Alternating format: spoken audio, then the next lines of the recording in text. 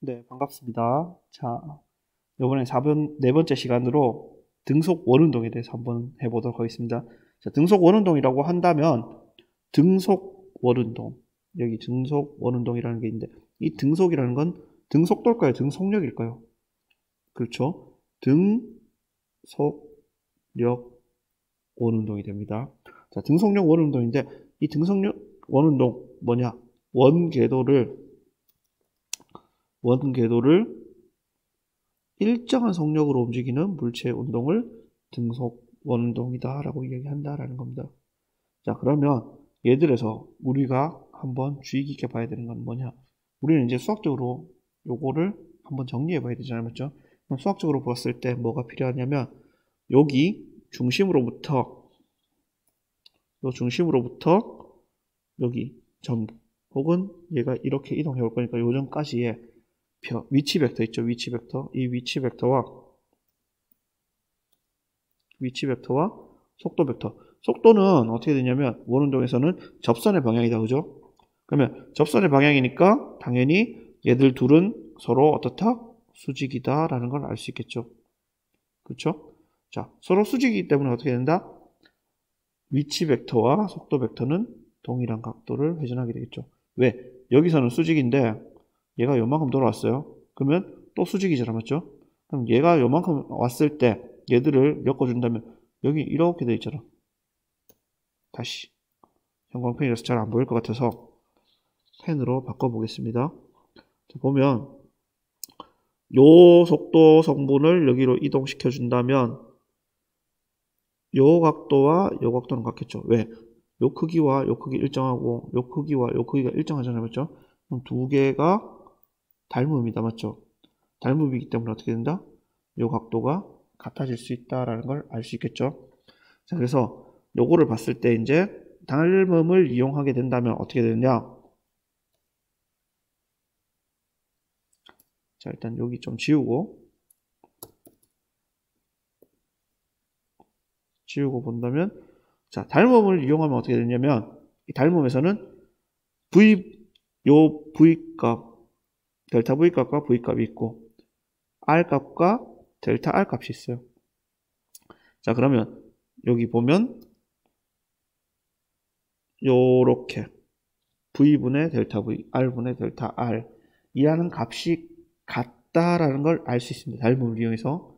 자, 그러면 요거를 이용해서 우리가 가속도 구하는 공식에 한번 대입을 해볼 건데 가속도는 우리가 앞에서 쭉 했던 것처럼 가속도는 dt분의 dv다 라는 걸 알 수 있죠. 요거는 여러분들 보기 좋은 걸로는 델타 t분의 델타 v다 라는 공식으로 알 수 있다. 맞죠? 그럼 얘를 집어넣게 되면 어떻게 되냐? 이 가속도는 델타 t분의 델타 v가 되겠죠. 그렇죠? 자, 여기 보면 지금 쌤 빨간색으로 표시하고 있는데 델타 t분의 델타 v가 됩니다. 그럼 요 값을 가지고 우리가 요 위에 있는 요 식을 좀 이용해야 되겠죠. 그럼 이 식을 이용하려면 요 델타 v의 절대값은 요 v가 넘어가야 되겠죠. 그래서 r분의 v의 요 r, 델타 r이고 여기에 델타 t를 곱해줬으니까 여기도 델타 t를 같이 분모에 곱해줘야 되겠죠. 그래서 요렇게 정리가 될 수 있겠죠. 맞죠? 근데 여기서 요 값 델타 t분의 델타 r 절대값 요거는 뭐가 된다? 뭐가 될까요? 그렇죠. v가 되겠죠. 그렇기 때문에 어떻게 된다? 앞에 있는 r분의 v와 합쳐져서 가속도는 r분의 v제곱이다 라는 공식이 나올 수 있어요. 그래서 이렇게 정리가 될 수 있고 자, 여기서 우리는 이 물체가 이렇게 지금 접선 방향으로 속도를 가지고 있다 맞죠? 근데 얘들은 안쪽으로 이렇게 휘어져 들어오잖아요. 맞죠? 원래 가려는 방향이 아니고 방향이 계속 바뀌고 있는 그런 상황이니까 이 방향이 바뀌려면 어떻게 되냐? 이 속도를 일로 끌어내려야 되겠죠? 이 끌어내리는 방향이 어떻게 되냐? 원의 중심을 가리키는 방향으로 계속 가속도가 작용하고 있다라고 할 수 있겠죠. 자, 우리가 초등학교 때 혹은 중학교 때까지 여러분들이 했을지 모르겠는데 줄넘기 줄을 잡고 회전을 하고 있다 생각해봐요. 회전을 하고 있으면 이 회전하는 줄넘기의 끝은 원운동을 하고 있겠죠. 근데 이 원운동하는 줄넘기를 여러분들이 당기고 있잖아요. 맞죠? 그럼 당기는 건 어느 방향이에요? 여러분 방향이잖아요. 맞죠? 그럼 여러분 방향으로 당기고 있는데 그 힘은 다른 방향으로 여러분이 막 움직이는 게 아니잖아요. 그렇기 때문에 여러분이 여기 중심축이 될 거고 요 줄이 힘을 가하고 있죠. 그렇기 때문에 힘의 방향은 원의 중심을 향하는 방향이 될 수 있겠죠. 자, 이렇게 정리를 하면 되겠죠. 그래서 요 중심 방향인데 요거를 뭐라고 나타내냐면 A의 아래천자 C라고 표현을 해서 요 A의 C라는 거는 A 값이다. 그래서 이 A 값은 얘가 되는 거고 그렇기 때문에 구심 방향의 가속도인 구심 가속도라는 거는 AC라고 쓰고 R분의 V제곱이다 라고 정리를 할 수 있겠죠. 자, 그러면 요걸 이용해서 한번 보는데 얘가 여기 그림을 보게 된다면 또 다시 한번 지우고 자, 그림을 본다면 얘가 요렇게 한 바퀴를 돌아온다라고 봤을 때 요 한 바퀴 도는데 걸린 시간을 주기 t라고 할 수 있죠. 그렇죠? 그 다음 요 한 바퀴 돌아오는데 걸리는 이동거리는 어떻게 된다? 요 반지름이 r이라고 봤을 때는 2파이 r이다 라고 볼 수 있겠죠. 그러면 이 속력은 t분의 2파이 r이 되겠죠. 왜? 걸린 시간 동안 이동거리를 걸린 시간으로 나눠주는 값이 속도가 되니까. 그래서 2파이 r을 t로 나눠준 값이 v가 되는데 여기서 우리는 요 v는 t분의 2파이 r이라는 공식을 여기다가 집어넣어봐요. 여기다 집어넣으면 어떻게 되느냐? 이렇게 정리가 되겠죠. 그죠? 그래서 요 값을 이용해서 여러분들이 뭐를 알 수 있느냐? 뭘 알 수 있을까요? 가속도가 이렇게도 구할 수 있다는 걸 알면 되겠죠. 이 정도까지만 알아놓으면 될 것 같습니다.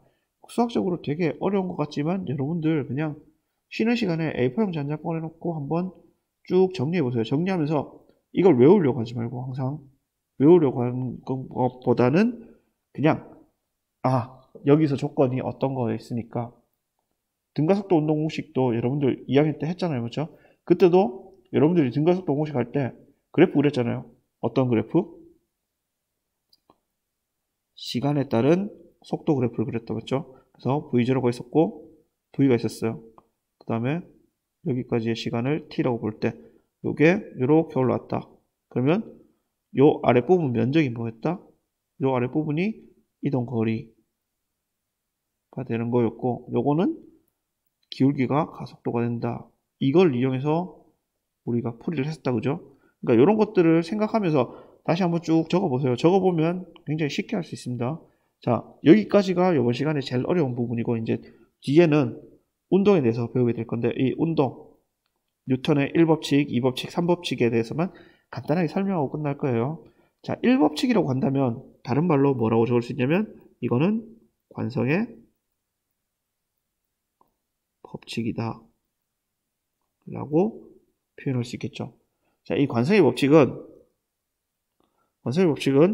뭐냐라고 한다면 이 뉴턴, 우리 교재는 뉴턴이라고 표현이 되어 있어서 뉴턴이라고 하는데 선생님이 대학 다닐 때는 영국에서 발음하는 대로 해야 되기 때문에 뉴턴이라고 해라 라고 하시는 교수님도 있었어요. 근데 어쨌든 우리 교과서에 뉴턴이라고 나와 있으니까 자, 일단 뉴턴이 자신이 역학을 정립했잖아요. 맞죠? 그 역학이라는 걸 정립한 거를 책으로 나타낸 게 뭐냐? 프린키피아라는 책이 있어요. 이 책에서 1법칙만 따로 떼어서 한 단원을 만들어서 정리를 했대요. 이 정리한 이유는 뭐냐? 갈릴레이라는 사람의 업적을 밝히기 위함입니다. 우리 교재에서 보면 여러분들이 이런 책들 봤을 거예요. 이렇게 그려진 형태에서 여기서 공을 굴리면 여기까지 얘도 여기까지 올라오는데 얘는 올라올 수 없기 때문에 계속 굴러갈 것이다 라고 이야기하는 거 맞죠? 그게 갈릴레이였잖아요. 그렇죠? 자, 그래서 그런 업적을 밝히기 위함이고 여기서 F는 MA라는 기준계를 정의하려고 했습니다. 이게 무슨 말일까? F는 MA는 2법칙인데 한번 보면 알겠죠? 일단 여기서는 용어를 좀 알아놔야 되는데 관성기준계 혹은 관성계라고 불리는 애가 있어요. 얘는 뭐냐면 뉴턴의 운동 법칙이 성립하는 기준계를 관성기준계 혹은 관성계라고 부를 수 있어요. 그럼 여기서 이 관성계에서는 어떠냐? 아무런 힘이 작용하지 않으면 물체는 정지 또는 등속 운동을 하게 된다라는 걸 여러분들이 기억을 해놓으면 좋겠죠. 자, 그 다음 여기 지금 보면 옆에 그림이 있어요. 그림을 본다면 요 그림을 보게 되면 어떻게 되냐? 어떤 관성계가 관성계인지 미리 알고 있었다면 그 관성계에 대해 상대적으로 등속 운동하는 기준계는 모두 관성계이다. 자, 이게 무슨 말이냐면 내가 관성계인 걸 알아요. 이 관성계인 걸 아는데 이 착 형광펜이 잘 안 보이네. 자, 펜으로 초록색으로 한번 표현해 볼게요. 여기 사람이 있죠. 이 사람은 관성계일까요? 아닐까요? 대답 잘했네요. 자, 당연히 관성계겠죠. 이 관성계인데 정지해 있는 이 사람이 볼 때 요 자동차를 보잖아요. 그렇죠? 근데 이 자동차는 어떻게 운동하느냐? 가속 운동하는 게 아니고 V가 일정한 등속 운동을 하고 있어요. 자, V가 일정한 등속 운동을 한다면 이 사람을 볼 때는 바깥에 있는 사람이 봤을 때도 이 안에 있는 사람도 그러니까 뉴턴의 운동 공식이 항상 동일하게 작용을 할 수 있다는 걸 알 수 있겠죠. 그래서 어떻게 되느냐? 어떤 관성계가 관성계인지를 미리 알고 있었다면 이 사람 알고 있었죠. 자, 그 관성계에 대해서 상대적으로 등속 운동하는 이 트럭 같은 경우는 관성계가 될 수 있다 라는 것까지 정리해 놓으면 좋겠죠. 자, 우리 뉴턴의 1법칙 고등학교 1학년 때도 배웠고 고등학교 2학년 때도 배웠어요. 근데 이 관성이라는 거에 대해서 뭐라고 배웠냐면 그냥 힘이 작용하지 않을 때 정지하거나 등속 운동한다라는 것만 배웠는데 거기에 여러 가지 조건들이 지금 계속 붙고 있다고 그죠? 그런 것들을 좀 더 기억해 주면 좋을 것 같아요. 자, 그러면 관성 기준계와 관성계가 있었으면 비관성 기준계와 비관성계라는 애도 있겠죠. 얘들은 뭐냐면 아무런 힘이 작용하지 않을 때에도 가속도에 영향을 받아서 뉴턴의 1법칙이 어긋난다. 어떤? 기준계가 가속 운동을 할 때. 기준계가 가속 운동을 하고 있어요. 기준계가 가속 운동을 하고 있다면 아무 힘이 작용하지 않을 때도 이 1법칙에 어긋나게 됩니다. 그래서 어떻게 되느냐? 이거를 뉴턴 운동 방정식을 성립하도록 하기 위해서 추가했는 항이 있는데 이 추가한 항이 뭐냐면 관성력이다라는 가상의 힘입니다. 이 가상의 힘을 이용해서 뉴턴 운동 1법칙이 성립하도록 해놨어요. 여러분들 나중에 대학 가서 물리학을 전공하게 된다면 역학이라는 걸 배우게 되는데 이 역학 안에 여러 가지 힘이 있어요. 코리올리 힘, 전해학력, 또 뭐가 있지? 하여튼 여러 가지 힘들이 있는데 그 가상적인 힘들을 이용해서 우리 지구 같은 경우는 회전을 하고 있잖아요. 그렇죠? 이 회전 운동을 하는 과정에서 나타나는 여러 가지 힘들이 있는데 그런 힘들을 이 역학이라는 거에서 배우게 될 겁니다. 그때 가서 한 번 더 봐주면 좋을 것 같고 일단 지금 여기서는 뭐냐라고 한다면 이런 비관성계에서 뉴턴 운동 방정식을 성립하도록 하기 위해서 관성력이라는 걸 이용했다라는 거 정도만 알면 되겠죠. 자, 관성력. 가속 운동하는 버스가 있어요. 가속 운동하는 버스에서 정지해 있는 사람은 어떻게 될까요? 출발할 때는 몸이 뒤로 쏠린다, 그죠? 그거는 우리가 그냥 관성계에서 설명할 때는 정지해 있으려는 성질 때문에 몸이 뒤로 쏠린다라고 이야기했는데 앞으로 힘이 가해질 때는 반대 방향으로 같은 크기의 힘이 가해져야지 얘한테는 힘이 없는 것처럼 보이겠죠? 그렇기 때문에 뒤쪽으로 작용하는 힘을 뭐라고 하냐면 관성력이라 하고 우리가 실제로 뒤로 밀리는 것처럼 보이는 쏠리는 것처럼 보이는 게 이런 관성력이다 라고 기억을 하면 되겠죠. 자, 1법칙 여기까지. 자, 2법칙은 우리가 가장 물리에서 간단하게 설명할 수 있는 공식이죠. F는 ma 끝이죠. 자, 이거를 이제 여러분들이 F는 ma다 라고 할 때 이 F가 합력이다 라는 것까지는 배웠었죠. 자, 그래서 이 물체에 작용하는 외력의 합력이다. 외부에서 작용하는 힘을 줄여서 외력이라고 해요. 이 외력의 합력, 모든 외력, 그러니까 하나의 물체가 있으면 이 하나의 물체에 작용하는 모든 힘을 다 더했는 게 되겠죠. 자, 그러면 지금 옆에 그림 1-1-11을 본다면 1, 2, 3에 입자가 있어요.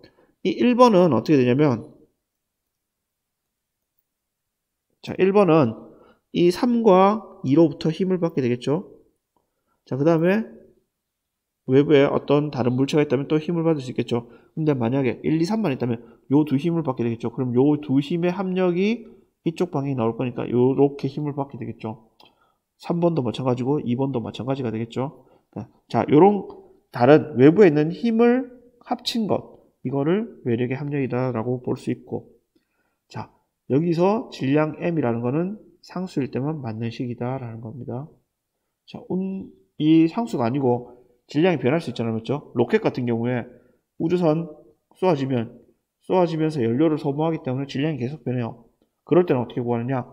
질량이 변할 때는 운동량을 이용해서 표현을 해야 되겠죠. 그래서 이렇게 표현을 할 수 있다는 겁니다. 자, 식 한번 봐놓으면 좋겠죠. 자, P라는 거는 우리가 아는 일반적으로 알고 있는 운동량 P라는 거는 M 델타 V가 되겠죠. 그래서 요거를 시간에 대해서 미분을 하게 되면 질량도 미분해야 되고 속도도 미분해야 되겠죠. 그래서 질량 그대로 적어놓고 뒤에 거 미분한 거, 그 다음에 속도 그대로 적어놓고 질량을 미분한 값. 그래서 요 변화에 대해서 다 계산을 해야 되기 때문에 이렇게 정리를 할 수 있다라고 볼 수 있습니다. 자, 그래서 질량이 일정한 물체가 1차원 직선 운동하는 경우에는 어떻게 되냐면, 방금 전에 질량이 일정하지 않은 경우를 봤었죠. 근데 질량이 일정한 경우만 여러분들이 한번 생각해 보자면, 질량이 일정한 경우에는 1차원 직선 운동할 때는 어떻게 되냐, 이 V라는 거, 속도라는 거는 시간으로 미분하는데 뭐를? 위치를 시간으로 미분해야 됐죠. 자, 가속도는 시간으로 미분해 주는데 뭐를?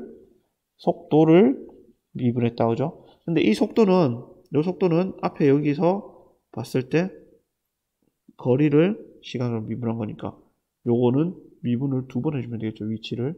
그래서 F는 ma라고도 쓸 수 있지만 F는 m dt 제곱분의 d 제곱 x다. 이렇게도 할 수 있고, 나중에 여러분들이 대학을 가게 되면 어떻게 되느냐, 이런 공식을 m의 x의 2도트라고도 표현을 합니다. 요 위에 점 찍는 게 뭐냐면 한 번 미분했다, 두 번 미분했다, 이런 표현이기 때문에 이런 방법도 있다라는 것만 그냥 알고 넘어가면 될 것 같습니다. 자, 복원력이라는 건 여러분들이 알고 있는 탄성력이겠죠. 이 탄성력 배우진 않았는데, 이 탄성력이라는 거는 F는 -kx다 라는 공식으로 주어져요. 요 힘만 받고 운동하는 물체의 운동은 어떻게 되냐면, 질량이 m인 물체가 있겠죠. 이 m인 물체는 dt 제곱 d 제곱 x가 돼요. 근데 얘는 외부에서 작용하는 힘이 kx잖아요. 맞죠? 왜 이렇게 적냐면 F는 m dt 제곱 d 제곱 x라고 했는데 요 힘이 외력이다. 그죠? 그렇기 때문에 외력을 적었고, 요 힘의 형태가 ma이기 때문에 이렇게 적었어요. 그러면 요 m으로 넘겨버리면 dt 제곱분의 d 제곱 x라는 항이 뭐가 되냐면 가속도 a가 되겠죠. 근데 요 가속도 a가 되는데 요거를 생각하지 말고 우리는 뭐냐면 요거를 이제 미분 방정식이라 하는데, 이 미분 방정식을 풀이할 수 있어요. 이 풀이하게 되면 어떻게 되냐면, 위치에 대해서 풀이를 하게 되면 이런 형태는 어떻게 되냐, 요 m이 넘어가서 dt 제곱 d 제곱 x가 되고, 얘는 -m분의 k의 x가 돼요. 근데 요 x항이고 요 미분하는 것도 x항이잖아요. 맞죠? 그럼 x항 제외한 나머지 항, 요거를 오메가 제곱이다 라고 볼 수 있는 거예요. 그럼 오메가 제곱이라고 본다면 요거는 오메가는 루트 m분의 k가 되겠죠. 자, 그래서 어떻게 되냐, 풀이를 하게 되면 이러한 형태로 정리가 될 수 있습니다. 요거는 외우지도 말고 그냥 이런 형태가 될 수 있다. 왜?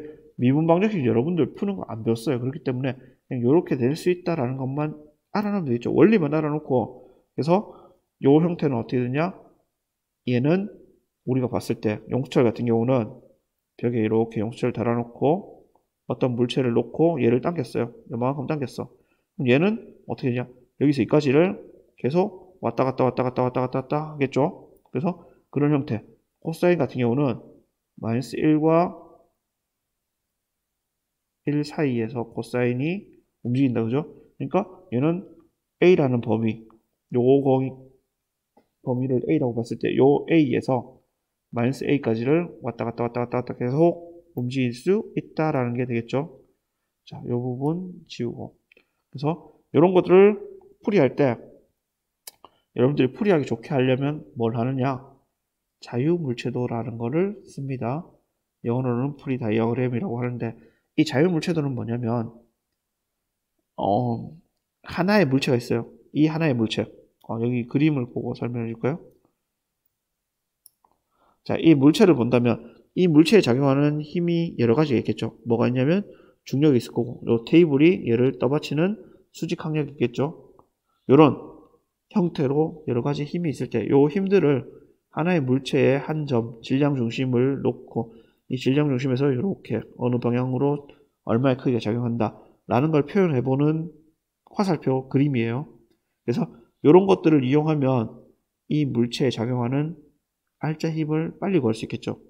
그렇기 때문에 이 물체가 어떻게 운동한다라는 것도 쉽게 구할 수 있겠다. 그죠? 그래서 이 자유물체도라는 거는 여러 개에 작용하는 힘들을 도식적으로 보여주는 그림이다 라고 알고 있으면 될 것 같아요. 자, 뉴턴의 3법칙은 자, 우리가 뉴턴의 3법칙은 작용,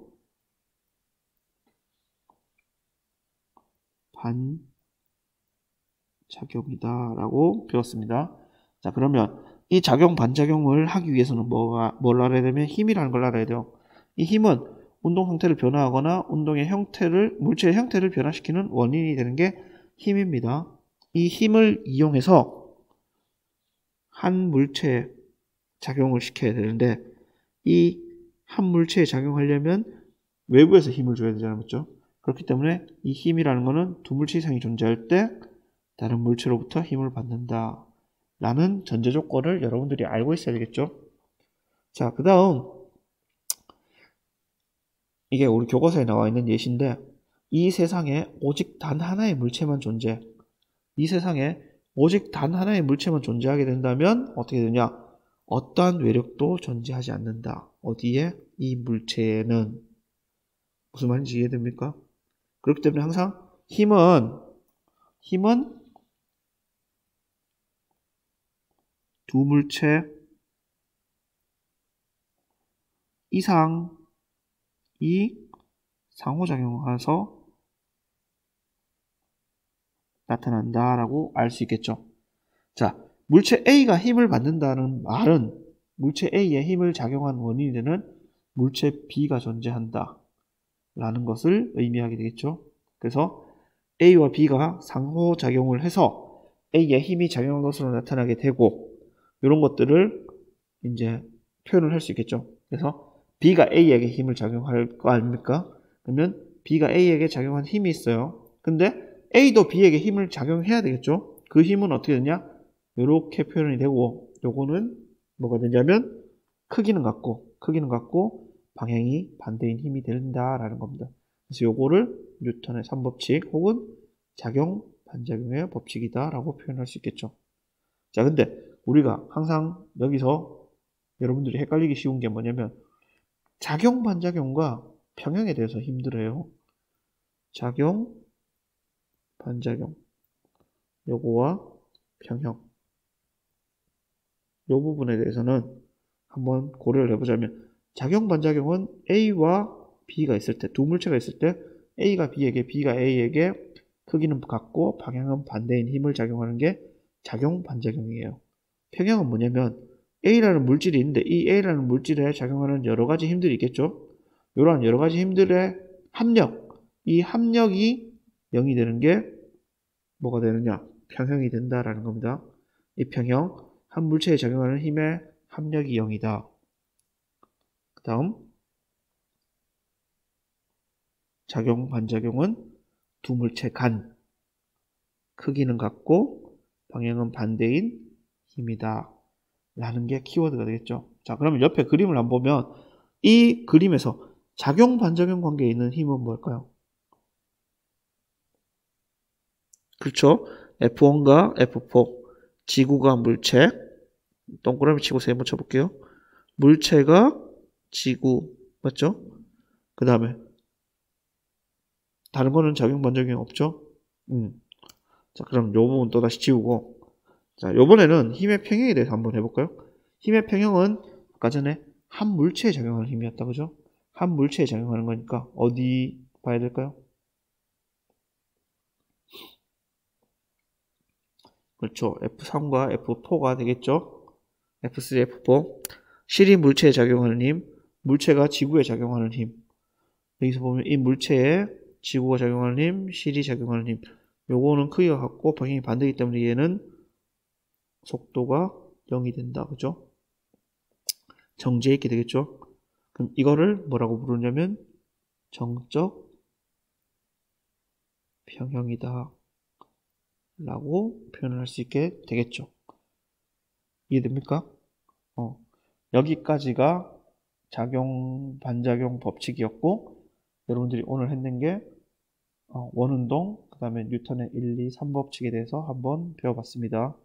자, 뭐 크게 정리해야 되고 어려운 건 없습니다. 그냥 여러분들이 했는 것들을 기초로 나중에 한번 다시 정리를 해보기 바라고, 자, 여기까지 했는 내용을 형평평가로 한번 풀어보고, 그러고 난 뒤에 다시 또 선생님하고 실시간으로 피드백을 진행해 보도록 하겠습니다. 자, 이번 시간은 여기까지가 강의의 끝.